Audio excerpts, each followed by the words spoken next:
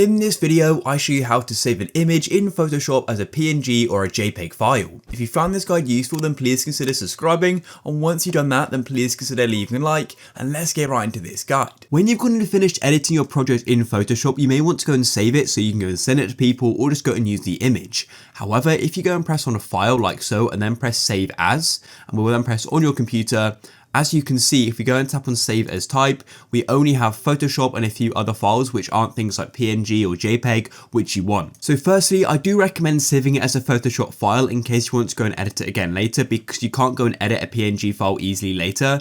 Then go and press on save like so. Once you've gone and saved it as a Photoshop file, we can now go and save it as an image file like a PNG or a JPEG. So to do that, all you then need to do is go to the top left again and tap on file, and instead of pressing save as, you need to go and press on export like so, and then go and press on export as, and it's going to go and take a moment to load. And as you can see, we're then going to get the export menu, and what you need to do is go to the top right where we've got the option for format and tap on it, and as you can see, we've got the option for PNG, JPEG, GIF, SVG. There are many more as well, so go and select the one you like. You can choose the quality, the image size, and a bit of other information, and then once you're happy with it, go and tap on export in the bottom right, and your file explorer will open, and you can then choose where you want to go and save your file to. I'll just do it to my files here, then press save, and just like that, we've now gone and exported it, and you can go and find it in your file explorer. If you guys found this video useful, then please consider leaving a like. Peace.